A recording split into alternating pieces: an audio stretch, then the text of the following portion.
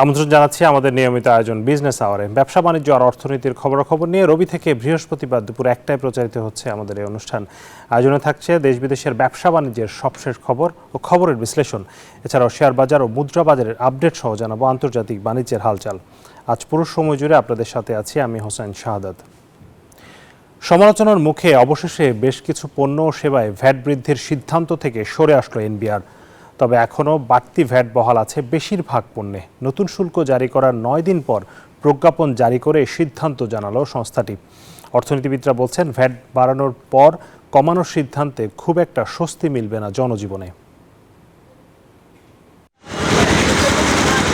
নতুন বছরের শুরুতে এবং 2024-25 অর্থ বছরের মাঝপথে হঠাৎ শতাধিক পণ্য ও সেবায় বাড়তি সম্পূরক শুল্ক, ভ্যাট ও উৎসে ভ্যাট আরোপ করে এনবিআর। খাত সংশ্লিষ্ট উদ্যোক্তা, ভোক্তা এবং অর্থনীতি বিশ্লেষক পর্যায় থেকে শুরু হয় চরম সমালোচনা। 9 জানুয়ারি কর আদায়ের নতুন সিদ্ধান্ত জানানোর পর গেল 9 দিনে একের পর এক নিজেদের অবস্থান থেকে সরে আসতে শুরু করে এনবিআর। সে ধারাবাহিকতায় এবার জীবন রক্ষাকারী পণ্য ঔষধে পূর্বের ভ্যাট বহাল রাখছে সংস্থাটি। নিত্য প্রয়োজনীয় মোবাইল যোগাযোগে বর্ধিত সম্পূরক শুল্ক এবং ব্রডব্যান্ড ইন্টারনেটে আরোপিত সম্পূরক শুল্ক সম্পূর্ণ প্রত্যাহার করা হয়েছে। এছাড়া 3 স্টার, 4 স্টার এবং 5 স্টার হোটেল ব্যতীত অন্য সকল রেস্তোরাঁয় অতিরিক্ত আরোপিত ভ্যাট সম্পূর্ণরূপে প্রত্যাহার করা হয়েছে। একই সিদ্ধান্ত মোটর গাড়ির গ্যারেজ ও ওয়ার্কশপের ব্যাপারেও। Non AC hotel, Mishtanna Bhandar ও নিজস্ব ব্র্যান্ডের তৈরি পোশাক বিপণনের ক্ষেত্রে সেবার ভ্যাটের হার 15% হতে হ্রাস করে 10% নির্ধারণ করা হয়েছে। রেস্টুরেন্ট সেবার ক্ষেত্রে যে 5% ভিএটি প্রযোজ্য ছিল সেটিকে বাড়িয়ে 15% ভিএটি আরোপ করা হয়। পরবর্তী সময়ে সরকার কর্তৃক এই সিদ্ধান্ত কিছুটা পরিবর্তন করে পুনরায় 5%-এ ফিরিয়ে নেওয়ার জন্য সিদ্ধান্ত দিয়েছে। উদ্যোক্তা ও গ্রাহকরা মনে করেন সার্বিক কর নীতিতে বিভিন্ন ধাপ বাদ দিয়ে একটি সুস্পষ্ট পরিকল্পনা বদলে দিতে পারে সরকারের রাজস্ব আদায়ের চিত্র। এই সেবা মূল্যকে যদি আমরা ব্রেকডাউন করি তাহলে এর মধ্যে দেখব যে অর্ধেকের বেশি মূল্যই কিন্তু আমরা সরকারকে বিভিন্ন প্রকারের কর, ভ্যাট বা অন্যান্য সাবসিডি হিসাবে বা স্পেশাল ডিউটিজ হিসাবে আমরা কিন্তু পে অফ করছি। মাঝখানে যে লেয়ার অনুযায়ী যে ভ্যাট গুলি আছে এই সমস্ত গুলি কমাতে হবে। আমরা একবারই ভ্যাট দিব, সেটা হচ্ছে কখন আমরা যখন সেবা গ্রহণ করব গ্রাহকরা, তার জন্য আমরা ভ্যাট দিতে পারি। এদিকে এনবিআর এর এই নতুন প্রজ্ঞাপন বাজারে খুব বেশি প্রভাব ফেলবে না বলে মন্তব্য অর্থনীতিবিদদের।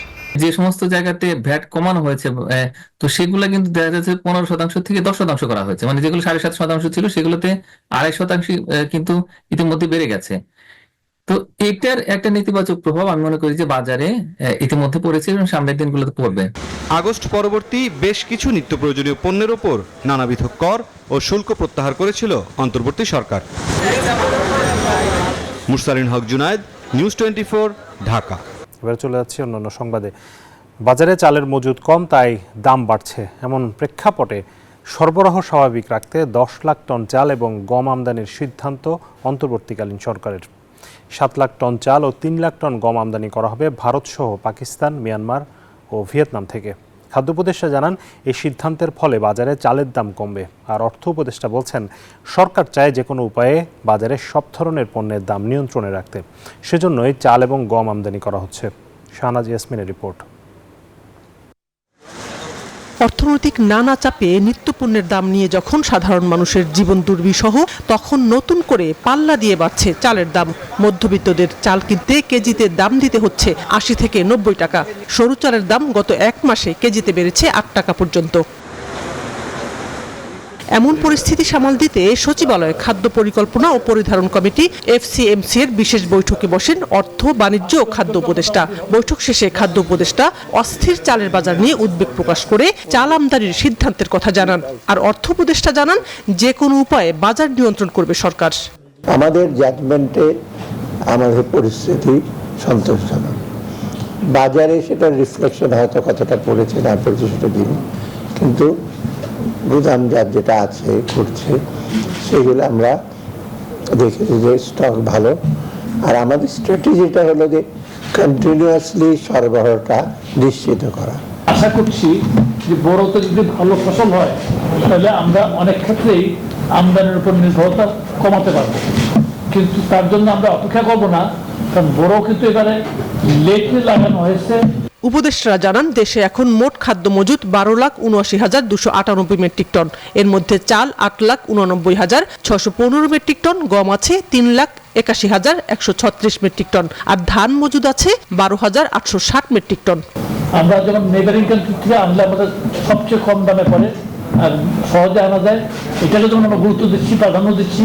পাশাপাশি অন্যান্য সোর্স যেগুলি আছে এগুলির থেকে দাম একটু বেশি হলেও আমরা মাল্টিপল সোর্স থেকে আমরা জন্য ইয়ে করবো। কতটুকু আমাদের মজুদ আছে এখন, কতটুকু ইম্পোর্ট আসছে এবং কতটুকু লোকালি প্রডিউস করা হয়েছে, কতটুকু আমরা প্রকিউর করতে পেরেছি ধান চাল, এগুলো ওই মিলে সবের সার্বিক পরিস্থিতি বিবেচনা করেছে। বাজারে খাদ্যপণ্যের মজুদ ঠিক থাকলে ঘাটতি হবে না, এমনটা জানিয়ে সরকারের দুই উপদেষ্টা বলেন, অভ্যন্তরীণ এবং আন্তর্জাতিক সংগ্রহের মাধ্যমে সরবরাহ স্বাভাবিক রাখতে চেষ্টা করছে সরকার। শানাজি ইয়াসমিন, নিউজ 24, ঢাকা। দর্শক, সরকার খাদ্য সরবরাহ ঠিক রাখতে আমদানি শুরু করেছে। আমদানি করছেন কিন্তু ব্যবসায়ীরাও, কারণ সামনে রমজান মাসের প্রস্তুতি নিয়ে বাজারে আসলে কেমন পণ্য সরবরাহ এরই মধ্যে শুরু হয়েছে বা ব্যবসায়ীদের প্রস্তুতি কেমন, এসব বিষয় নিয়ে আমরা একটু বাজারের খবরাখবর জানতে চাই। আমরা চলে যাচ্ছি চট্টগ্রামের খাতুনগঞ্জে, সেখানে আছেন সহকর্মী নয়ন বড়ুয়া। জয়, আপনি আমাকে একটু জানাবেন যে আসলে চট্টগ্রামের ব্যবসায়ীরা, আমরা জানি যে খাতুনগঞ্জ যেহেতু চট্টগ্রাম দেশের সবচেয়ে বড় ভোগ্যপণ্যের পাইকারি বাজার, সেখানে রমজানের পণ্যের যেসব পণ্যের চাহিদা বেশি থাকে সেগুলোর সরবরাহ কেমন, মানে ব্যবসায়ীদের প্রস্তুতি কেমন, একটু জানতে চাই আপনার কাছ থেকে।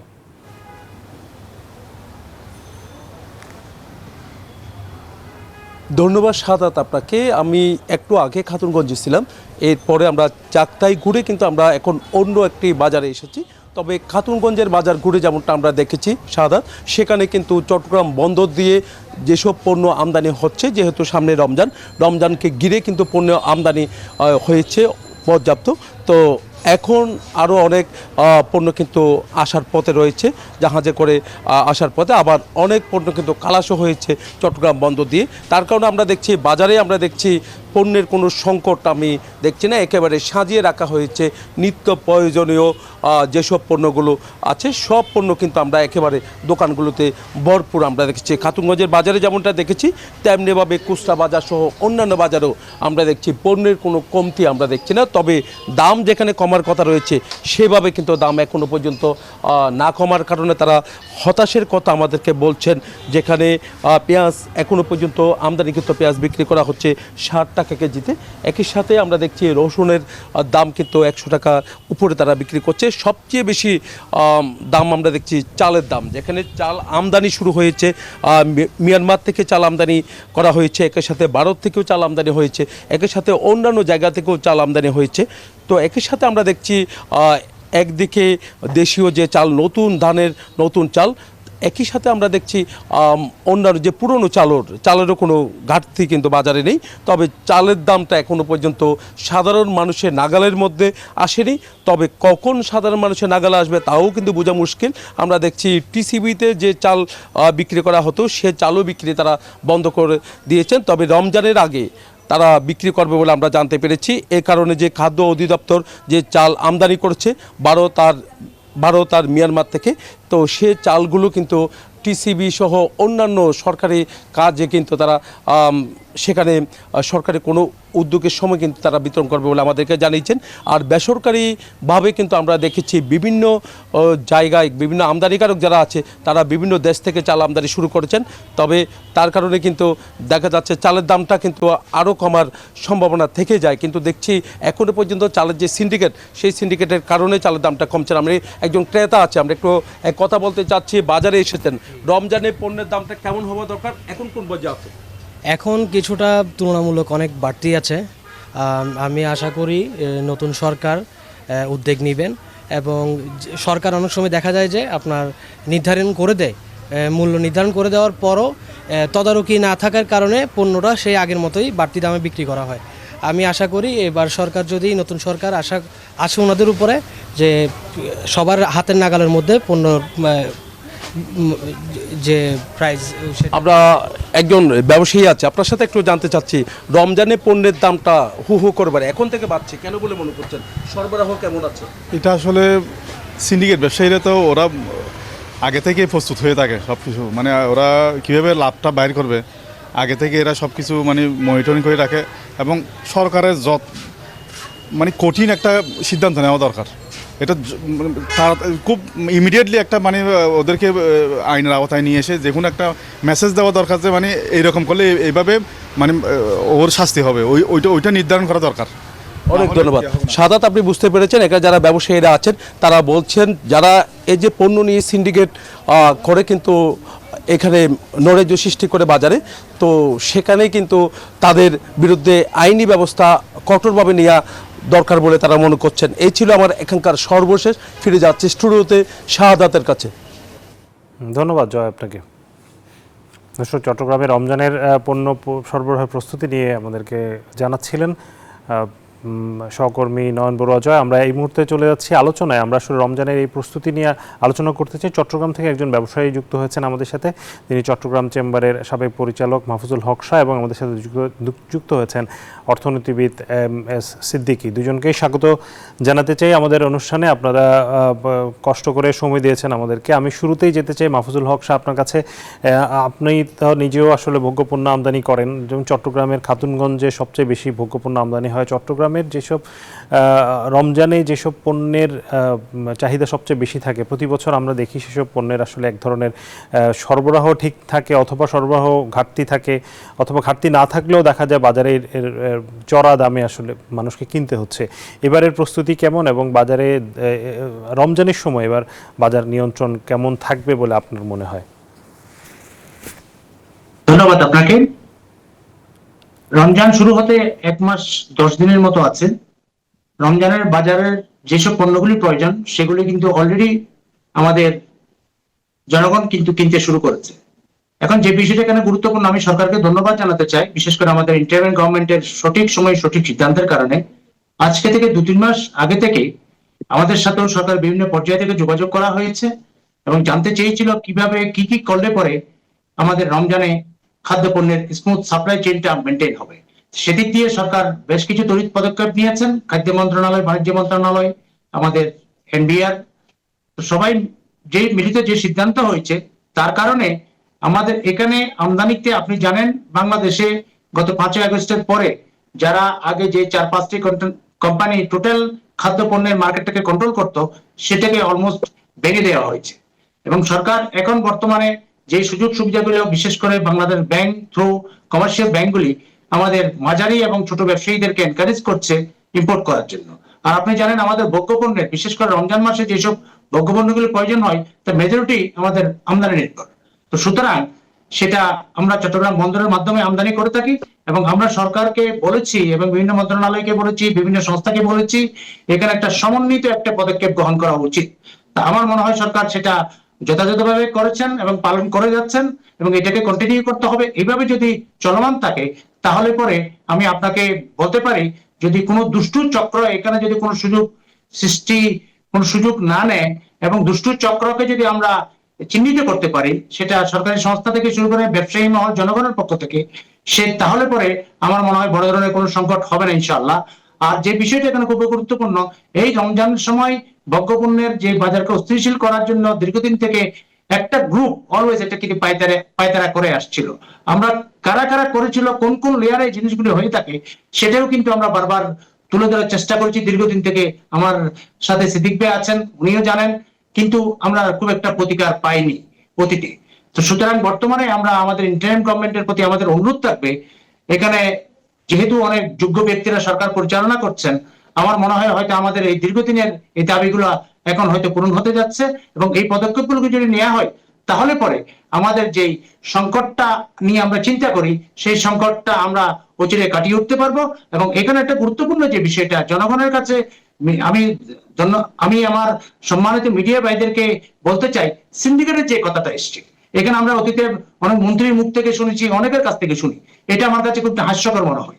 সিন্ডিকেট বলতে এখানে কিছু নেই। আর আমদানিকৃত পণ্যের যে মূল্য যে বেশি আছে সেটার মূল কারণটা হচ্ছে আমাদের ডলারের প্রাইস এবং ইনফ্লেশন, আমাদের মুদ্রাস্ফীতির হাইয়েস্ট লেভেলে কিন্তু আমরা আছি অলমোস্ট।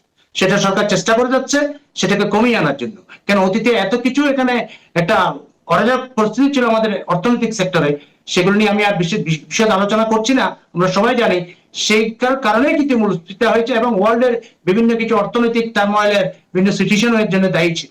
সাথে সাথে এখন একজন ব্যবসায়ী দেখুন, খাদ্যপণ্যের উপর ধরতে গেলে সরকারের খুব একটা ট্যাক্স নেই, জিরো আছে বা খুব কম, সরকার অনেক লেয়ারের ট্যাক্স গুলি আছে, কিন্তু কিছু কিছু ট্যাক্স সরকার আমাদের ব্যবসায়ীদেরকে দিতে হয়। সেই ধরুন আমি একটু উদাহরণ দিই, এখানে ব্যাট নাই বা সোর্স ট্যাক্স খুব সামান্য বা অন্যান্য ডিউটিগুলি নেই, কিন্তু আমাদের তো আছে, আমাদের ইনকাম ট্যাক্স। এখন একজন ব্যবসায়ীর উপর যখন ইনকাম ট্যাক্স থেকে যখন এসে ওনার টার্নওভারের উপরে যখন বিভিন্ন ধরনের এত বেশি প্রেশার সৃষ্টি হয়, তখন ওই ব্যবসায়ী করে কি, তখন ওর পণ্যের মালটা দাম বাড়িয়ে কিন্তু ওকে পোষাতে হয়। এগুলো হচ্ছে মেজর কিছু ইস্যু। তা আমরা মনে করছি এখানে আমি অনুরোধ করব এই সিন্ডিকেট শব্দটাকে এলিমিনেট করার জন্য এবং আমাদের টোটাল ভোগ্যপণ্যের বাজারে একটা এসেনশিয়াল ব্যবস্থা ক্রিয়েট করার জন্য সরকারের পক্ষ থেকে, এখন যেহেতু আমাদের একটি ইন্টারিম গভর্নমেন্ট এবং অত্যন্ত যোগ্য ব্যক্তিরা এখানে নেতৃত্ব দিয়ে যাচ্ছেন, এই হচ্ছে আমাদের সুযোগ, আমাদের সব ব্যবসায়ী যারা আছেন ওনাদের সাথে কথা বলে কিভাবে আমরা সার্বক্ষণিক সারা বছর জনগণকে সুলভ মূল্যে, যেটা অবশ্যই একজন ব্যবসায়ী প্রফিট করবে, কিন্তু সেটা তো এমন হতে পারে না একজন জনগণের ক্ষমতার বাইরে গিয়ে আমি প্রফিট করব, জনগণকে আমি টুটি চেপে ধরবো বা জুলুম করব, এটা তো হতে পারে না। এইভাবে করে তো, কেন আমরা তো সবাই ভোক্তা। এখন আমি একজন ব্যবসায়ী একটা আইটেম করে থাকি, কিন্তু আমাকে তো অন্য আইটেমগুলো আমাকে ক্রয় করতে হয়। তো সুতরাং আমার যেটা মনে হচ্ছে এখন এটা একটা সুযোগ আছে, এই জায়গায় আমাদের ইলেবরেটলি আমাদের কমান্ড মিনিস্টারের দায়িত্বে একজন ব্যবসায়ী ভাই আছেন, আর প্লাস আমাদের খাদ্য মন্ত্রণালয়ের দায়িত্বে আছেন আলী মজুমদার, অত্যন্ত যোগ্য একজন ব্যক্তি, দীর্ঘদিনের অভিজ্ঞতা আছে ওনার, আর স্যার তো আছেনই। তো সুতরাং আমার মনে হয় এই জিনিসগুলো নিয়ে আমাদের ব্যবসায়ী মহলের এবং অন্যান্য যারা আমাদের, বিশেষ করে আমাদের ক্যাব আছে, আমাদের অন্যান্য ভোক্তা অধিকার সংস্থা আছে, এই সংস্থা যারা যাদের সরজমিনে যাদের এগুলা অভিজ্ঞতা আছে, সবাইকে নিয়ে আমাদের মাঠ প্রশাসনে যারা আছেন, আমাদের স্বনামধন্য আমাদের যারা এই রাজনীতিবিদরা আছেন, আমাদের সমাজের অন্যান্য লেভেলে যারা সুশীল সমাজ আছেন, সবাইকে নিয়ে বসে সবার মতামতের ভিত্তিতে আমার মনে একটা আমাদের গাইডলাইন রেডি করা উচিত। এখন আমরা যখন ক্রাইসিসটা এসছে আমরা আলোচনা করেছি, ওইটাকে শেষ করেছি, কিন্তু ওইটাকে মূল যে প্রবলেমটা, যেটা ক্যান্সারের মতো আর কি, আপনি যদি মলম দিয়ে তো ক্যান্সারকে সারানো যায় না, এটাকে ইরেবুলারলি আপনাকে এটা সার্জারিতে যেতে হবে। তাহলে পর আমার ডিপে যদি আমার যেতে হয়, তাহলে আমার এই সমস্যাগুলো সম্পর্কে আমার টোটাল একটা ধারণা থাকতে হবে। এখন আমরা যে সমস্যা এসছে, সমস্যাকে যদি শর্টকাট করে শেষ করে দিই, তাহলে কিন্তু আমরা সুফল পাবো না। আমরা মনে করি এটা পার্মানেন্টলি আমাদের একটা গাইডলাইন থাকা উচিত। এটা নিয়ে প্রতি বছর আপনার প্রতি একটা অকেশন আসলে পরে আমরা সবাই যদি হুল্লোড় করি, এটা কিন্তু সমস্যার সমাধান না। সমস্যার সমাধান হতে একটা গাইডলাইন থাকতে হবে, আমার এই পরিস্থিতিতে এইভাবে। আরেকটা জিনিস আমি আপনার গেদারতে আমি বলতে চাই, সেটা হচ্ছে আমাদের যে ইম্পোর্ট আইটেমগুলি, এখানে দেখুন চাউলের ব্যাপারে আমি চাউলের অত্যন্ত সঠিক সিদ্ধান্ত সরকার নিয়েছে। জনাব সিদ্দিকী, আপনার কাছে যেটি জানতে চাইবো যে এই যে মাহফুজুল হক সাহেব যেটি বললেন যে উনি ব্যবসায়ী হিসেবে বলছেন যে আসলে বাজারে কোনো সিন্ডিকেট নেই, আসলে এটি এক ধরনের একটি মানে এই বিষয়টা আসলে কতটা সঠিক? মানে এখন বাজার যারা নিয়ন্ত্রণ করছে, আমরা দেখতে পাচ্ছি যে যেই সবজি আসলে দিনাজপুরে দেখা যাচ্ছে 5 টাকা করে কৃষক বিক্রি করছে, সেগুলো ঢাকা শহরে এসে 50-60 টাকা করে বিক্রি হচ্ছে। তাহলে এই জায়গাটাতে আসলে এই সিন্ডিকেট যে নেই বলছেন, আবার কেউ কেউ বলছেন যে সিন্ডিকেটের একটা বড় ভূমিকা এখানে আছে। আপনার কাছে কি মনে হয় যে আসলে কি সিন্ডিকেট আছে, নাকি সরকার আসলে নিয়ন্ত্রণ করতে পারছে না? আসলে মাহফুজ সাহেবের সাথে আমি একমত। আসলে বাজারে সিন্ডিকেট থাকার কথা নয়, চালের বাজারে এবং তরকারির বাজারে। কারণ উৎপাদক এবং সরবরাহকারী, শত শত উৎপাদক, শত শত সরবরাহকারী যখন মার্কেটে থাকে, তখন সিন্ডিকেট হয় না। সিন্ডিকেট হইতে হলে 5-6 জন যদি সরবরাহকারী থাকতো, তাহলে বলা যেত যে সিন্ডিকেট হওয়ার সম্ভাবনা আছে। আসলে সিন্ডিকেটের প্রতি দোষারোপ করার যে পদ্ধতি আমাদের দেশে, এটা হচ্ছে আমাদের দেশে প্রশাসনের নিজের দুর্বলতাকে ঢাকার একটা প্রচেষ্টা মাত্র। বাংলাদেশে সিন্ডিকেট যদি থাকে, একটু আগে উনি যে একটা জিনিস বললেন যে বেশি প্রফিট করতে না পারে, সরকারের দায়িত্ব, রেগুলেটরের দায়িত্ব যাতে একজন ব্যবসায়ী বেশি প্রফিট করতে না পারে। যখন একজন ব্যবসায়ীকে সুযোগ দেওয়া হয় বেশি প্রফিট করার, তখন সে তো করবেই। একজন কর্মকর্তা যদি তাকে দুর্নীতি বাধাগ্রস্ত না করা যায়, সে তো দুর্নীতি করবেই। এটা তো একটা সাধারণ ফর্মুলা। তা আমরা তো সেই থিওরি, সেই মানুষের চরিত্র জানি। তাইলে আমরা কেন এই পরিস্থিতিটা সৃষ্টি করে রেখেছি যে বাজারে সিন্ডিকেট হতে পারে অথবা একটি ব্যবসায়ী বেশি প্রফিট করতে পারে? এই কথাগুলোর ভিতরে বাজারের যে দুর্বলতা, সেটা প্রকাশ পায়। আমাদের দেশের বাজারটা খুবই দুর্বল, আনরেগুলেটেড। এটাকে সঠিক রাস্তায় নিয়ে আসার জন্য যাদের দায়িত্ব তারা এই দায়িত্বটা পালন করেন না। এটা মূল দায়িত্ব হচ্ছে সরকারের বিভিন্ন সংস্থার, ওনারা এই কাজটা পালন করেন না। এখন আপনি হয়তো বলবেন যে আরে আমি কি করে করব, বাজারে একটু আগে যে আমদানিকারকদের কথা বললেন যে আগে অনেক কম আমদানিকারক আনতো, এখন সরকার ছোট ছোট আমদানিকারকদেরকে উৎসাহিত করছে ইম্পোর্ট করার জন্য। সেটাই হচ্ছে সঠিক পদ্ধতি। বাংলাদেশে এক সময় 30টা তেল পরিশোধনের কাজ ছিল যারা এডিবল অয়েল তৈরি করে, এখন আছে মাত্র 8টি। এগুলো সরকারের ভুল পলিসির কারণে কমতে কমতে এখন 8টিতে এসছে। আগামীতে কিছুদিনের ভিতরে, আগামী বছর দেখবেন এটা 3টিতে চলে আসবে, 4টিতে চলে আসবে। তখন আপনি দেখবেন যে ওরা যেই প্রাইস ঠিক করে ওইটাই বাজারের জন্য ফাইনাল হয়ে যাবে। বাণিজ্য মন্ত্রণালয় প্রাইস ফিক্স করতে পারবে না। এখন আমাদের উচিত, যারা সচেতন নাগরিক তারা সরকারকে বলা হচ্ছে, সরকারের উচিত বাংলাদেশে 30টা তেলের মিল ছিল, 30টা আরো 50টি কেন তেলের মিল হবে না, কোথায় এটা হওয়ার বাধা সেগুলোকে দূর করে অনেকগুলো কোম্পানিকে আমদানি করার সুযোগ দেওয়া, রিফাইন করার সুযোগ দেওয়া এবং মার্কেটে বিক্রি করার সুযোগ দেওয়া হতো। যেমন এই যে চালের ব্যাপারে বলছেন, চালের ব্যাপারে কিন্তু সরকারের লাইসেন্স ছাড়া চাল আমদানি করা যায় না। এখন আপনার সবকিছু আমি ছেড়ে দিয়েছি, চালটা কেন সরকারের লাইসেন্স দেয়? সরকারের যারা কর্মকর্তারা বাণিজ্য মন্ত্রণালয় বা খাদ্য মন্ত্রণালয় তারা কি বোঝেন যে কতগুলো চালের সংকট আছে? আমার তো মনে হয় না। ওনারা যদি বুঝতেন তাহলে তো ওনারা সমস্যাটা সমাধান করে ফেলতে পারতেন। এই কর্মকর্তাদের থেকে, এই পরিকল্পনাকারীদের কাছ থেকে বেশি বুঝে ব্যবসায়ীরা, আর এই ব্যবসায়ীদের কাছ থেকে বেশি বুঝে মার্কেট। কথাটা আপনার কাছে বিদঘুটে মনে হতে পারে, মার্কেট, ব্যবসায়ী, সরকারি কর্মকর্তা, রেগুলেটর এটা আলাদা কিনা? আলাদা।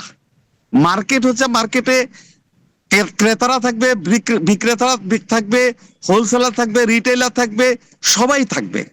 সবাই প্রতিযোগিতার প্রক্রিয়ায় যেই প্রাইসটি ফিক্স হবে সেটাই হলো মার্কেটের সঠিক প্রাইস। তারা যেটা মনে করবে মার্কেটের ডিমান্ড কতটুকু সেটা হচ্ছে সঠিক ডিমান্ড। আমরা, খাদ্য মন্ত্রণালয় জানে না বাংলাদেশের খাদ্য সংকট কতটুকু। তারা হয়তো জানে এই মুহূর্তে তাদের স্টকে কতটুকু চাল আছে, সেইটা সাফিসিয়েন্ট নয়। ভারত থেকে চাল আমদানি করতে, বার্মা থেকে চাল আমদানি করতে, অথবা থাইল্যান্ড থেকে, ইদানিং পাকিস্তান থেকে চাল আমদানি করতে কতদিন লাগে, ওদের প্রাইস কত, এটা সকলে জানে না, এটা মার্কেট জানে। মার্কেটকে সকল স্টক হোল্ডারদের প্রতিযোগিতার মাধ্যমে, ডিমান্ড এন্ড সাপ্লাইয়ের মাধ্যমে যদি এটা ফিক্স করা হয় তবে মার্কেট স্টেবল হয়ে আসবে, সঠিক প্রাইস নির্ধারিত হবে। মনে রাখবেন, ব্যবসায়ীরা যদি প্রাইস ফিক্স করে সেটা হবে ভুল, যদি বাণিজ্য মন্ত্রণালয় প্রাইস ফিক্স করে সেটা হবে ভুল, সেটা জনগণের পক্ষে যাবে না। এই ব্যাপারটা বুঝে না বলেই আমাদের দেশে সংকট হয়, আমরা সমাধান করতে। এখন আমি তো আরেকটা কথা আপনাদেরকে একটু আগে বলেছি, সে যে কনজিউমাররা, ওই যে আমার বন্ধু চিটং থেকে বললেন যে কনজিউমাররা অলরেডি কেনাকাটা শুরু করে দিয়েছে।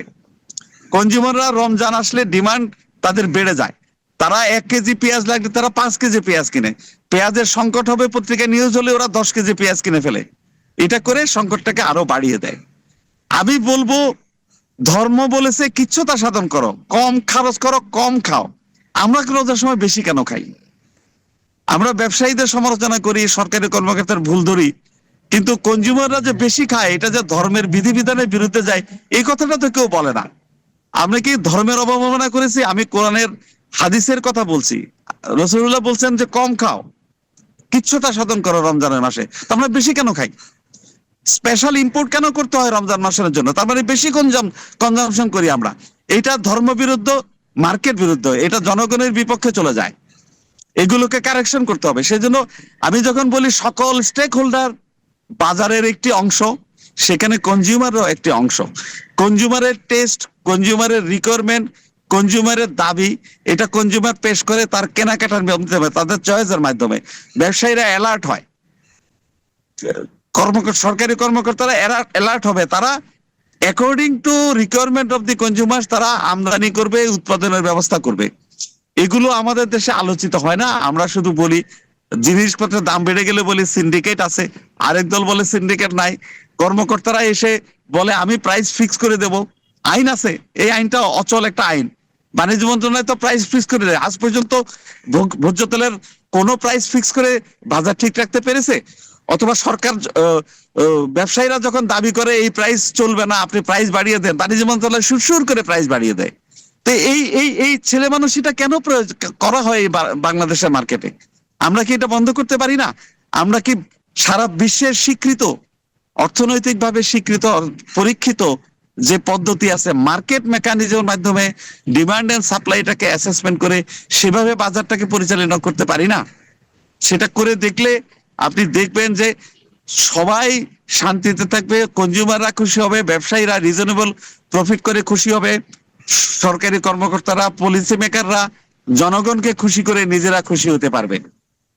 এই পদ্ধতিগুলোকে দয়া করে পালন করা হোক, পদ্ধতি ইন্ট্রোডিউস করা হোক। সেইটা না করে আমরা বাজারকে ছেড়ে দিয়েছি বাজারের হাতে, ব্যবসায়ীদের হাতে। ব্যবসায়ীরা তো ফেরেশতা নয়, শুধু তাদেরকে গালিগালাজ করলে হবে না। ব্যবসায়ীরা যাতে কম প্রফিট করতে পারে, রিজনেবল প্রফিট করতে পারে, এর চেয়ে বেশি করলেই সে মার্কেট থেকে আউট হয়ে যাবে, এরকম একটা সিচুয়েশন ক্রিয়েট করতে হবে। এইটা একদিনের টিভি টক শোতে শেষ করা যাবে না। এটা একটা বহুদিন ধরে আলোচনা করার একটা বিষয়, এবং পলিসি মেকারদেরকে এগুলো বুঝতে হবে। কম্পিটিশন কমিশন করা হয়েছে, কম্পিটিশন কমিশনের দায়িত্ব কি? 6-7 জন রিটায়ার্ড সচিবকে সেখানে বসিয়ে দেওয়া হয়েছে। ওনারা সকাল 11টায় আসেন, বিকাল 3টার সময় চাটা খেয়ে চলে যান, ঘুমান। ওনারা সময় অবসর সময় কাটান। ওনাদের কি গবেষণা আছে? ওনারা কি বোঝেন মার্কেটটা কি, মার্কেটের কি দুর্বলতা, সেটা ওনারা করেন? ওনাদের কি সরকার বাণিজ্য মন্ত্রণালয় বলেছে কি করতে হবে? ওনারা যদি অযোগ্য হয়, যোগ্য লোককে সেখানে বসানোর চেষ্টা করা হয়েছে। গত 2016 সাল থেকে 25 সাল পর্যন্ত প্রায় 11 বছর রিটায়ার্ড সেক্রেটারি আসে, বসে, খাওয়া দাওয়া করে বেতন নিয়ে চলে যায়। বাণিজ্য মন্ত্রণালয় কি করে? কিসের ফিক্স আপ করে বিভিন্ন প্রোডাক্টের দাম? সেটা থাকে না কেন? পুলিশ কোথায়, র্যাব কোথায়? জি, আপনাদেরকে ধন্যবাদ জানাচ্ছি। আমরা আসলে আমাদের সময় একেবারে শেষের দিকে। দুজনকে ধন্যবাদ, মাহফুজুল হক শাহ এবং এসএম সিদ্দিকী, আমাদেরকে সময় দেওয়ার জন্য। দর্শক, বিজনেস আওয়ারের সময় হলো একটা বিরতি, ফিরছি একটু পর, সাথে থাকুন।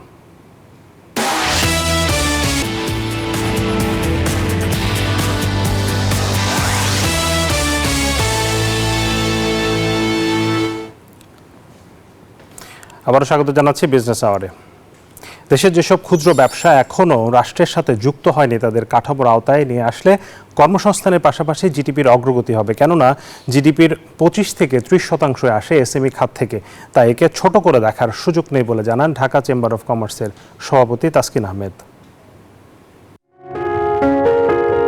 হিসাব বলছে দেশের মোট দেশজ উৎপাদন বা জিডিপিতে প্রায় 30% অবদান রাখছে এসএমই শিল্প, আর মোট কর্মসংস্থানে এসএমইর অবদান 60 থেকে 65%। তবে ক্ষুদ্র ও মাঝারি ব্যবসায়ীদের ঋণ জটিলতা, নিরবিচ্ছিন্ন জ্বালানি সহ বহু চ্যালেঞ্জ মোকাবেলা করতে গিয়ে পিছিয়ে পড়ছে প্রতিযোগিতার সক্ষমতায়।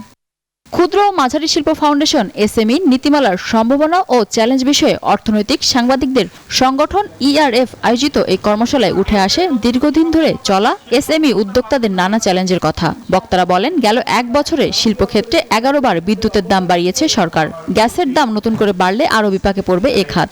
যেগুলি আমাদের এসএমই কে আরো বেশি বা ওপেন এন্টারপ্রেনিয়রশিপকে আরো বেশি গ্রো করার জন্য হেল্প করবে, ওইখানে যদি আমরা আরেকটু ফোকাস দেই এবং আমরা সবাই মিলে যদি একযোগে কাজ করি, তাহলে আমার মনে হয় আমরা সবাই বাংলাদেশের অর্থনীতিকে আরো অনেক বেশি এগিয়ে নিয়ে যেতে পারবো। বড় ব্যবসা প্রতিষ্ঠানের থাবা থেকে ক্ষুদ্র ও মাঝারি শিল্প বাঁচাতে সঠিক নীতি গ্রহণের পরামর্শ দেন এসএমই ফাউন্ডেশনের ব্যবস্থাপনা পরিচালক। তবে এখন পর্যন্ত কোনো সরকারি প্রত্যাশিত মাত্রায় এ খাতকে গুরুত্ব দেয়নি বলে অভিযোগ ঢাকা চেম্বার সভাপতির। তাদেরকে টেনে তুলতে হবে, তাদেরকে টেনে তোলার জন্য পলিসি সাপোর্ট দিতে হবে।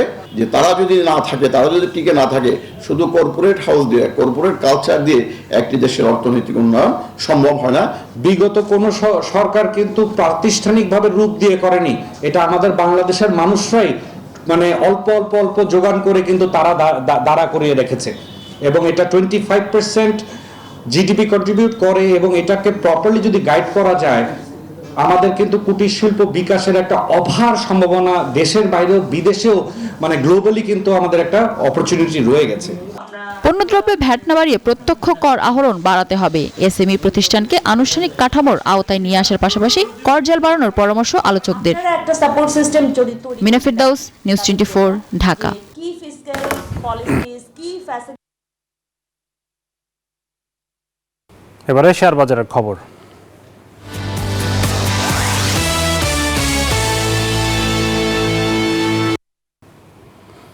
শেয়ার বাজারের খবর জানতে সরাসরি যাচ্ছি ঢাকা স্টক এক্সচেঞ্জের ওয়েবসাইটে।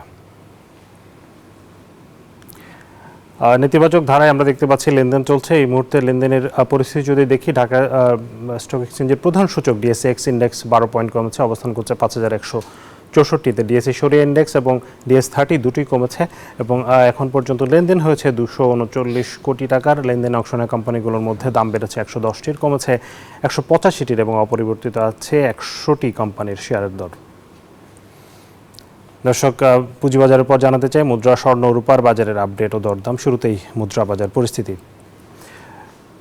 মুদ্রা বিনিময় মূল্য আমরা যদি দেখি, প্রতিদিনের মতো আমরা দেখতে পাচ্ছি মার্কিন ডলার কেনা বেচা হচ্ছে 21 টাকায়, 121 টাকায় কেনা হচ্ছে, বিক্রি হচ্ছে 122 টাকা। ইউরো 126 টাকায় কিনে 131 টাকায় বিক্রি করা হচ্ছে। পাউন্ডের কেনা দর 150, বিক্রয় 155।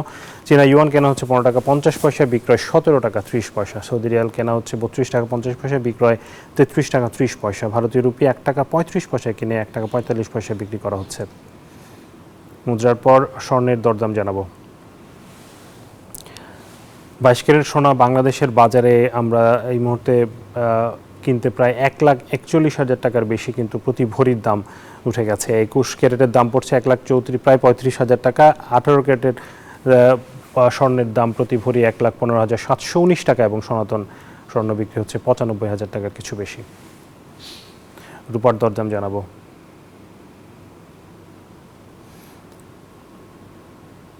22 ক্যারেট রূপা প্রতি ভরির দাম পড়ছে 2,578 টাকা, 21 ক্যারেটের দাম 2,449, 18 ক্যারেট 2,111 এবং সনাতন রূপা বিক্রি হচ্ছে 1,586 টাকায়। দর্শক, আমরা জানলাম মুদ্রা, স্বর্ণ এবং রূপার বাজারের আপডেট ও দরদাম। এই মুহূর্তে বিরতিতে যাচ্ছি, আরেকটি বিরতির সময় হচ্ছে, ফিরছি একটু পর, সাথেই থাকুন।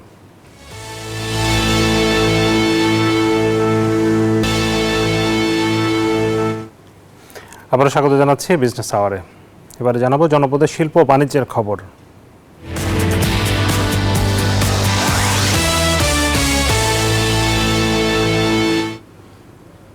দাম কমে যাওয়ায় দুশ্চিন্তায় পড়েছেন ঠাকুরগাঁয়ের আলু চাষিরা। কৃষকরা বলছেন, মৌসুমের শুরুতে প্রতি কেজি আলু 70 টাকায় বিক্রি হলেও বর্তমানে মাঠে সেই আলু বিক্রি হচ্ছে 13 থেকে 14 টাকা কেজিতে।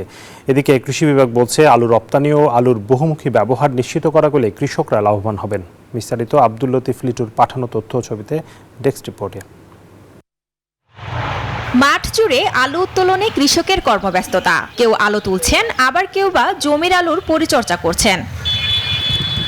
গত বছরে আলুর দাম ভালো পাওয়ায় এবারও লাভের আশায় আলু করেছেন কৃষকরা।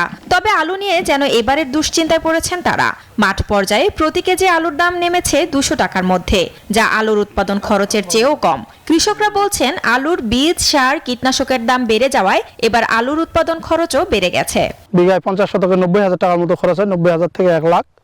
কিন্তু বর্তমান বাজার পড়ে যাওয়ার কারণে বিক্রি হচ্ছে বিঘা প্রতি 70,000, 65 থেকে 70,000। 1750 টাকা আমরা টিএসপি কিনে আমরা জমি বাইতে দিয়েছি। আমরা যদি পুঁজিটাই পর্যন্ত লাস্টের আমরা না পাই, তাহলে আমরা গৃহস্থী কিভাবে করব? আলু চাষে খরচের তুলনায় বিক্রয় মূল্য কম হওয়ায় লাভের আশা তো দূরে, চাষের দেনা পরিশোধ নিয়েই দুশ্চিন্তায় পড়েছেন চাষিরা। গরু ছাগল বিক্রি করা হয় না, এই যে আবাদ করছি 1,10,000 20,000 টাকা খরচ।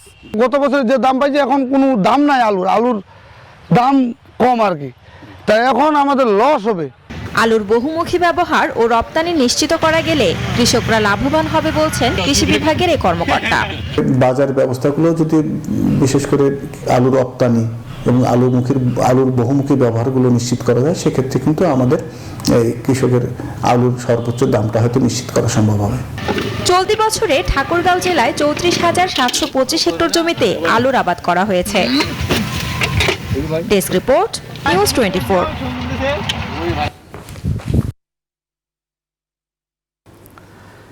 পেঁয়াজ আবাদের ভরা মৌসুমে রাসায়নিক সারের চরম সংকট দেখা দিয়েছে ঝিনাইদহে।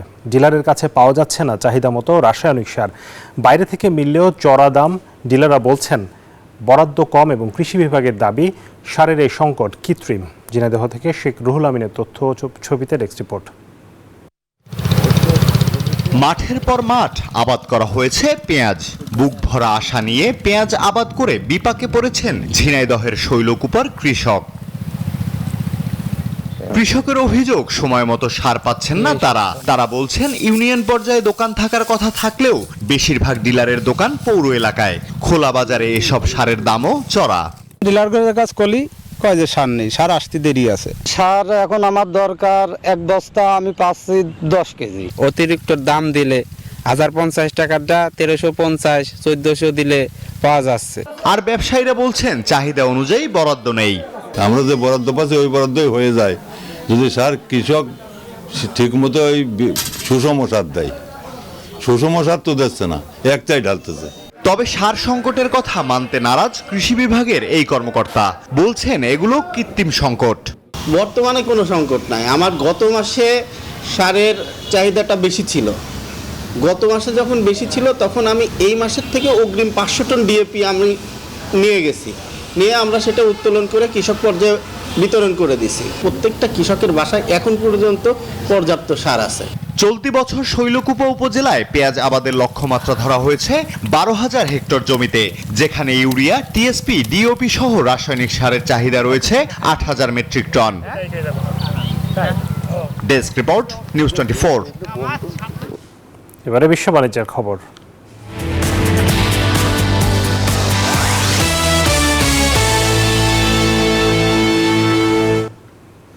এভারেস্ট পর্বতে আরোহণের ফি 36% বৃদ্ধির ঘোষণা দিয়েছে নেপাল।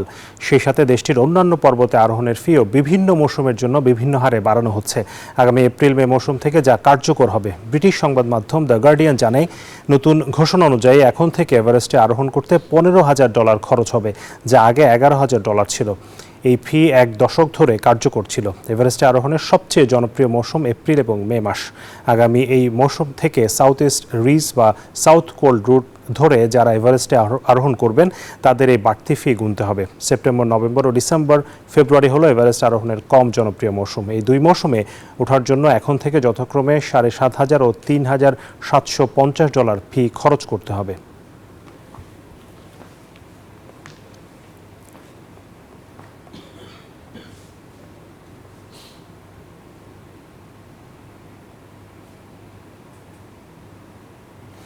এ ছিল বিজনেস আওয়ারের আজকের আয়োজনে। সাথে থাকার জন্য ধন্যবাদ সবাইকে।